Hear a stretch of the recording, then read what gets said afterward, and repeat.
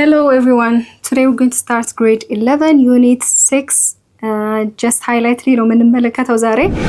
Hello everyone, my name is Rukadana from Lucy Bridge Academy. ሁሌም እንደምንለው ዌብሳይታችን www.lucybridgeacademy.com join አድርጉ። የተለያዩ AI supportive ኩዌስቸኖችን ታገኛላችሁ. And of course our YouTube channel. Don't forget to subscribe and leave your comment. And also አስተያየትና ኮሜንት ካላችሁ ደግሞ ቴሌግራም ቻናላችን ላይ አስቀምጡልን. So unit outcome ላይ ምንድን ነው የምንመለከተው? We're going to describe the nature and characteristics of persistent environmental changes. So persistent environmental change የምንለው በተደጋጋሚ ሰዎች environment ላይ የሚያስከትሉት change ነው. So we're going to describe that in detail and characteristics ደግሞ ምን እንደሆነ እንመለከታለን. Then explain the nature and characteristics of emerging environmental changes አይደል? ያው የሚመጣው changeዎች ደግሞ characteristics ምን እንደሆነ and then explain the intricate relationship between poverty and environment. So environment እየጠፋ degrade እየሆነ እየቀነሰ ከሄደ የሚያስከትሉት ኢሹዎች አሉ። ለምሳሌ poverty ሊሆን ይችላል. So እንዴት ነው ምን አይነት ነው relationshipአቸው በእነሱ መካከል ያለው relationship ምንድነው ሚሉትን እንመለከታለን. Then we're going to recognize a sustainable environment is part of sustainable development አይደል? So sustainable የሆነ developmentን ለማምጣት mostly ከውስጡ ምን አለው? sustainable የሆነ environmentአችንን properly manage keep ማድረግ አለብን. So በእነሱ ውስጥ ያሉትን ነገሮች ምን እንደሆኑ more in detail እንመለከታለን.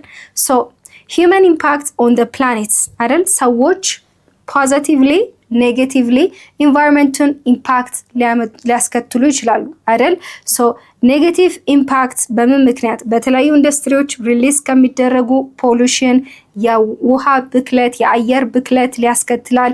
መሬቱን የተለያዩ የእርሻ መሬትን ለመፍጠር ብለው ዲፎሬስቴሽን ሊያስከትሉ ይችላሉ።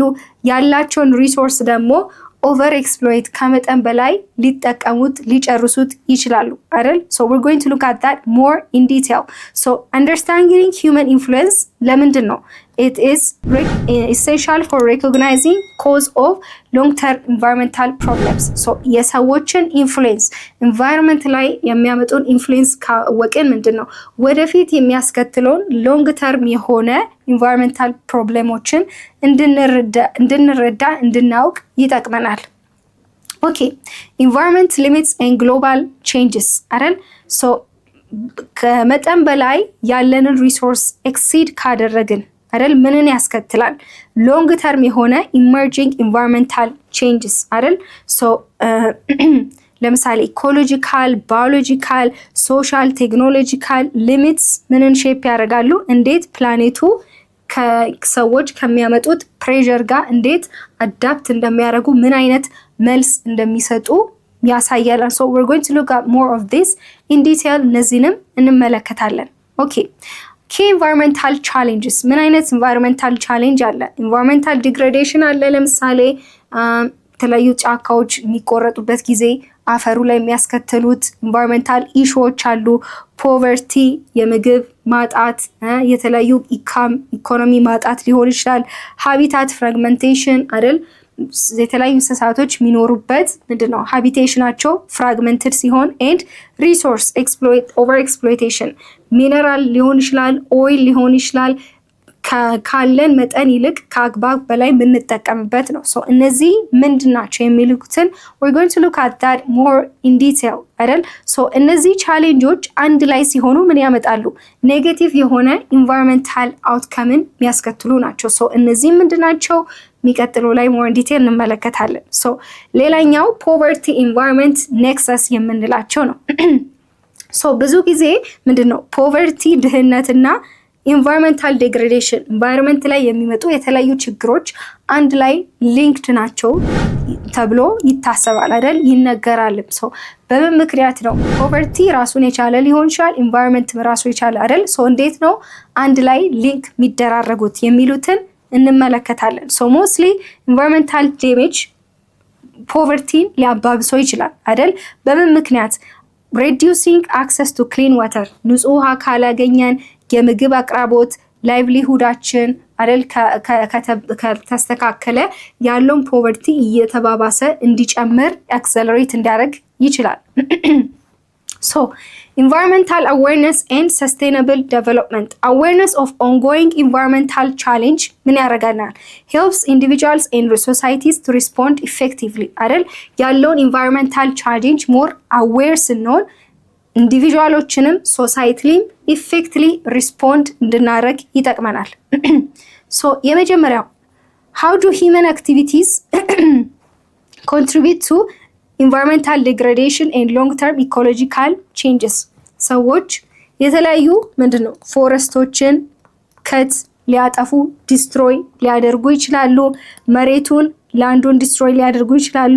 የተለያዩ የእርሻ መሬትን ለመፍጠር ብለው አይደል መሬቱን ባዶ ሊያደርጉ ይችላሉ አይደል። የተለያዩ ሶይል ኢሮዥን የአፈር መሸርሸር ሊያስከትሉ ይችላሉ። ሶ በዛን ጊዜ ምንድነው የተለያዩ ጫካዎች የሉም፣ መሬታችን ባዶ ነው፣ ደረቅ ነው አይደል። አፈሩ የአፈር መሸርሸር ተከስቶበታል አይደል። ሶ በውስጥ ያለው ኒውትሪየንቶችን አጥቷል። ሶ በዛን ጊዜ የተለያዩ ሰብሎችን አይደል ለምግብነት የምንጠቀማቸው የተለያዩ ሰብሎችን ፕሮዲውስ ማድረግ አይችልም። ሶ በዛን ጊዜ ምግብን ፕሮዲውስ ማድረግ ካልቻለን የምግብ እጥረት አለ፣ የምግብ ፕራይስ ይጨምራል፣ ስፔሻሊ ደሃ የሆኑት ይጎዳሉ። በዚህ ምክንያት ሎንግ ተርም የሆነ ምንድነው ኢኮሎጂካል ቼንጅም ያመጣል። የተለያዩ እንስሳቶች ሚኖሩ ከነበረ ጫካ ሚኖሩበት ሀቢቴት ሰው ከጠፉ ምንድነው እነሱም ይጠፋሉ አይደል። የተለያዩ ሰብሎችን ሰፖርት የሚያደርጋቸው ምቹ የሆነ አፈርን ካላገኙ ማደግ አይችሉም። ሶ በዚህ ምክንያት ሎንግ ተርም የሆነ ኢኮሎጂካል ቼንጅን ያስከትላሉ። ሶ why are environmental challenges like poverty and habitat fragmentation interconnected አይደል?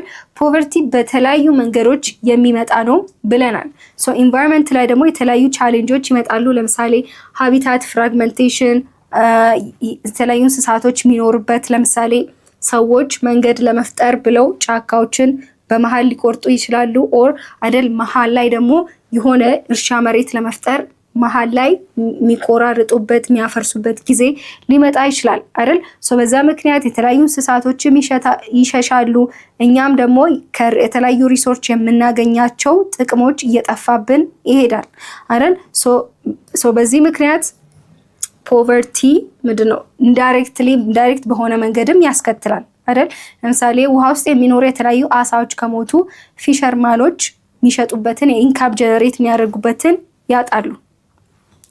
how can sustainable development address both environmental degradation and human well-being? so sustainable development initially ከምን ጋር ያያዝ ነው? አንደኛ ኢንቫይሮንመንቱንም ሰፖርት ማድረግ ነው አይደል።